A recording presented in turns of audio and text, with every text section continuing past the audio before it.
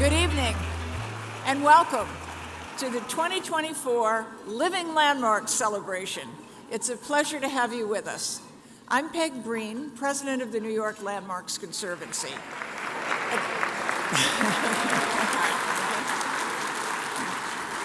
Living Landmarks are dedicated New Yorkers who help preserve the city in their own special ways. And we have a wonderful group of honorees this evening. But first, we'll take a look at how the Landmarks Conservancy works to preserve the buildings and neighborhoods that are the heart and soul of this great city.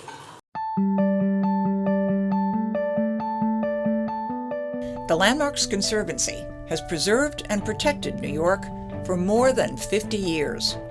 We've loaned and granted more than $62 million through the years, contributing to more than $900 million in total restoration projects.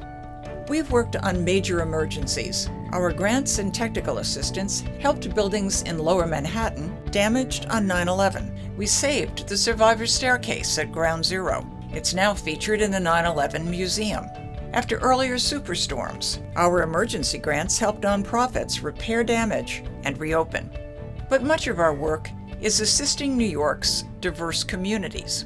Our Sacred Sites grants help religious institutions of all denominations, many in underserved communities, with everything from conditions assessments to repairing roofs. We saw that the roof had a big hole that we could actually look up into the heavens as we worshiped. And so we were not prepared for that. We helped restore the roof on this lovely stone church in the High Bridge section of the Bronx. Reverend Cora Tate is grateful for the financial help, but she says our staff's support really made a difference. The architect who was recommended to us was great, helped us walk through and make sure that everything was done correctly and we were able to finish on time. In addition to maintaining a 136-year-old landmark, Reverend Tate has been helping the surrounding community with everything from free meals to counseling services to school supplies. It's a good time to be the church because there are so many needs and we are just trying to help people. Our loans are helping homeowners throughout the boroughs repair their buildings' exteriors. Arabella Powell is the president of this Jackson Heights co-op. Our staff found that the building parapet was in terrible shape. The Conservancy was helpful in making us understand how we could recreate that, how we could make it safe, and how we could do it affordably. In addition to providing a loan to restore it, we helped find the right contractors for the job.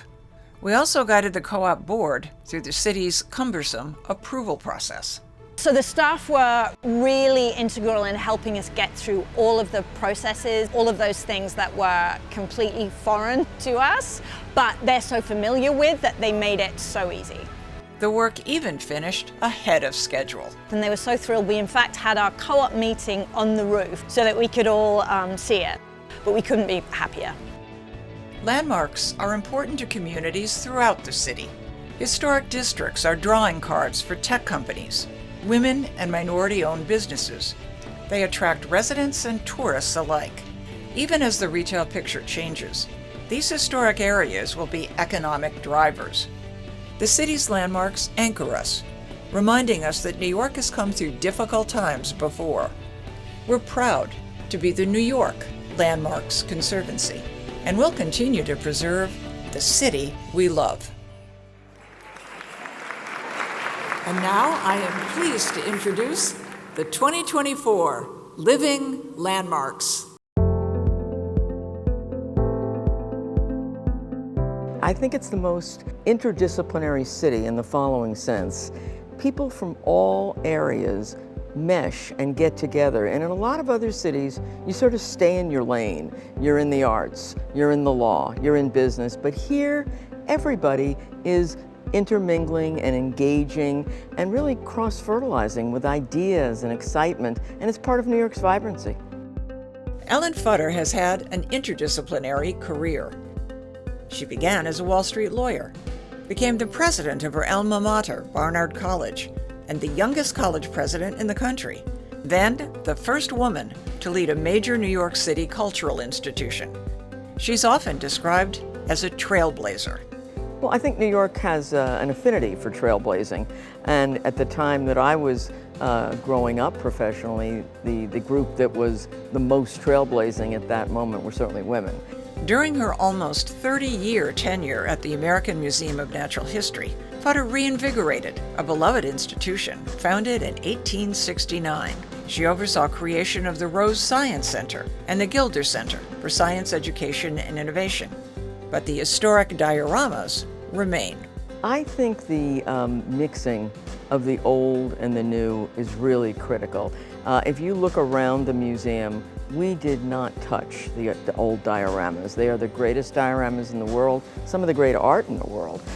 So that was all preserved during my time here, and we thought that was tremendously important. Each innovation overcame initial controversy and received wide acclaim. The popular Rose Center has brought science to the street. So you talk about the planetarium or this wonderful Gilder Center. In both instances, we did a more modern architecture, but they were intended to be, and I believe are, highly contextual. So you see at the planetarium, for example, there we were trying to de-brick the science. Futter says the unique architecture of the Gilder Center still pays homage to earlier wings. You look at the architecture, it's intended in its undulation to match the castle to the right, not in an explicit way, but in a spiritual one. The cladding on this building is the exact same granite as on the front of the building. So we were quite intentional in creating these echoes. Futter loves all the museum's exhibitions, but she admits that the Butterfly Vivarium is deeply meaningful. That the element of live within this Natural History Museum is a giant exclamation point and reminds people of where everything came from. The butterflies are also particularly significant because they live such a brief life. I think it's about 2 weeks. They're highly fragile, and so it reminds us all that this is something beautiful. The environment that hosts them and the habitats themselves are also fragile, and it's really on all of us to protect it.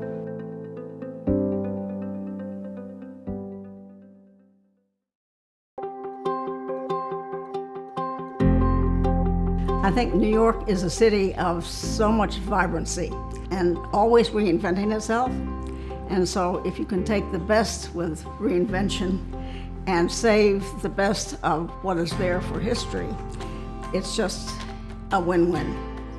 Jeanie Rice has devoted herself to making it a win-win for the city's neighborhoods. Her civic involvement started with successful efforts to landmark the former Warburg Mansion, now the Jewish Museum. After that, former Parks Commissioner August Heckscher asked her to co-found Civitas, a nonprofit to address quality of life issues in areas of the Upper East Side and East Harlem.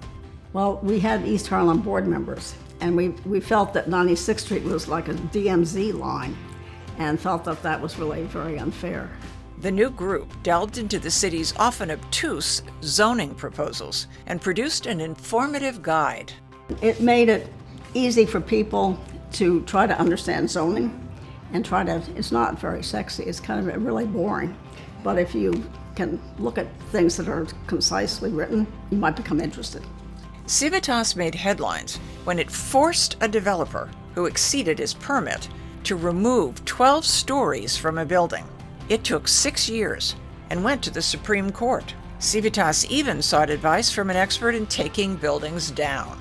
We said you can easily unbuild this building. People will have jobs. It'll be safe, and it's really a very good thing. And so that happened. Hi, Paul Newman here. Joanne and I get yanked around the country. Paul Newman agreed to narrate a Civitas video arguing against out-of-scale buildings on Upper East Side avenues. He was made up in Cronies restaurant rather than having a makeup truck, and he had the most wonderful sense of humor, and it was just lovely to work with. Even so, it took another 6 years before Civitas's plan for the avenues was successful. Civitas has always tried to develop its own planning suggestions. The group is currently working to expand the East River Esplanade between 59th and 125th Streets.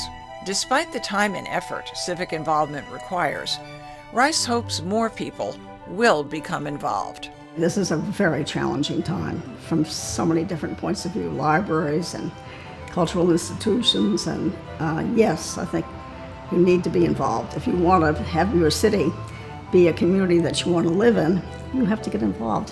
Whatever your talent is, whatever you really feel strongly about. It's important that things keep improving. If they go the other way around, it's not going to be good for the health of the city. Martin and Audrey Gruss are doing their part to improve the city.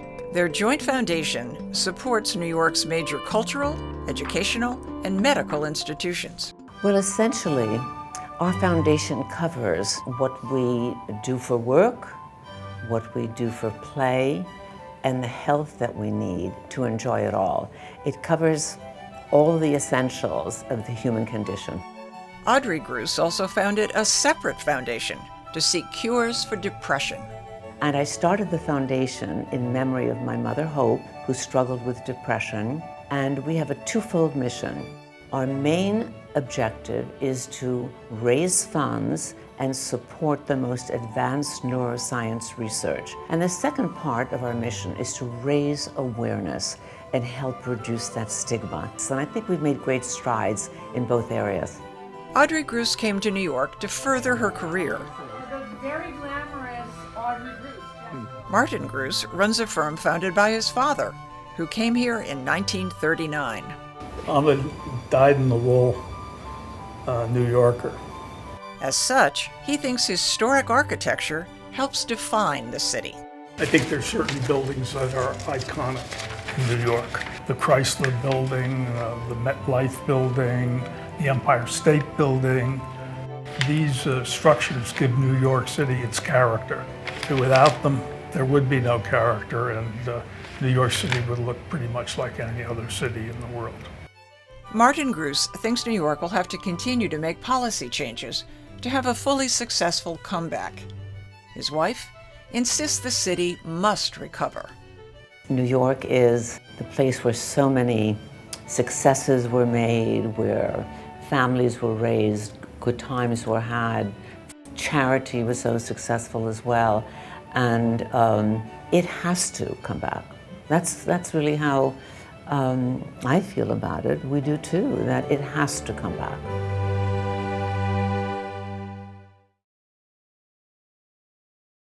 If you really love something, you make time for it. Ann Ziff has a big heart and a remarkable number of cultural, medical, educational, and environmental organizations have benefited from it. If you are very advantaged and fortunate, it's not worth having all that unless you give back. And I've always felt that way. It's why I became a psychiatric social worker, worked with New York City kids and Brownsville and Brooklyn. And it just feels better to me as a person if I'm able to give back. Ziff believes that the institutions she supports, in turn, benefit the city. I think they add to the flavor and the color of all of New York. And I think it gives everybody an opportunity to be involved in whatever it is that they really love. I think they're the heart and soul of what this city is. She once thought about a music career, but her mother was a well-known opera singer, and she didn't want to compete. She never imagined one day chairing the Metropolitan Opera. No, I never thought I could do anything in opera, which is why I'm so surprised at what I'm doing now. And wherever she is, she'd really be pleased. A lifelong New Yorker, Ziff admires the city's architecture, with some reservations. I think we should have more beauty in our minds when we're building these skyscrapers. I don't think it would take any more money to build a little beauty into our new architecture. But because some of it is so, I hate to say it, cold and heartless, I feel we have to preserve the great buildings that were built in the past. Ziff has seen the city's ups and downs, but she remains a loyal fan. Having been here my whole life, I've been through the bad 70s and 80s and seen it revive again, and it will always revive. It will always be the greatest city in the world.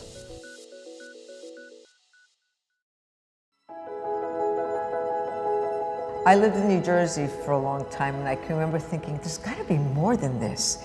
And I started coming to NYU, and I felt like I entered the city and hit the ground running, and that was my pace. I was born and lived in a small town in Puerto Rico, and as much as I love my town, I always knew that I would come to New York.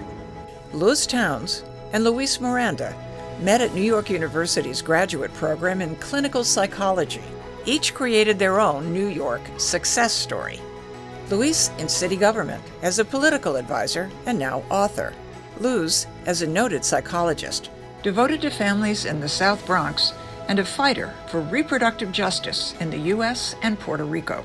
In addition to just day-to-day struggles, they have so many other struggles that they had to contend with, and providing service was really, one of the highlights of my life. They can have solace for a brief period that they can then try to replicate somewhere else in their lives. Both Mirandas share a love of the arts. Luis now chairs the board of the Public Theater. Luz is a Tony voter, but they have special devotion to their Upper Manhattan neighborhood. They were interviewed in a gallery of the Northern Manhattan Arts Alliance, a group they helped form. We knew we needed a place that can celebrate the arts locally. So NOMA working with artists, the new theater, off-Broadway theater at the People's Theater Project that we're helping build are all important initiatives that need to exist at the neighborhood level. The Mirandas also help support the United Palace Theater, an exquisite former movie palace that is now a community hub. Along with everything else, both Mirandas are architecture buffs. Everywhere I go, we are constantly paying attention to facades of buildings. They're extraordinary. I mean, the Upper West Side has gorgeous buildings, and they have details. Where are the craftsmen that can continue that type of beauty? Luis even gives tours of the several historic buildings in Upper Manhattan. We travel the neighborhood just showing the jewels that we have in this little part of Earth. The couple feels it's up to individual New Yorkers to do their part to help the city. We should push government to do more, but we all have to do more as well. And the plethora of nonprofits and volunteering organizations that are out there provide outlets for us to make the city better, neighborhoods better. For all their agreement, Luis left psychology for politics, while Luz continued her practice. I love being a psychologist. I'm a good listener. He's a good talker. That's the way you explain it. I listen, honey.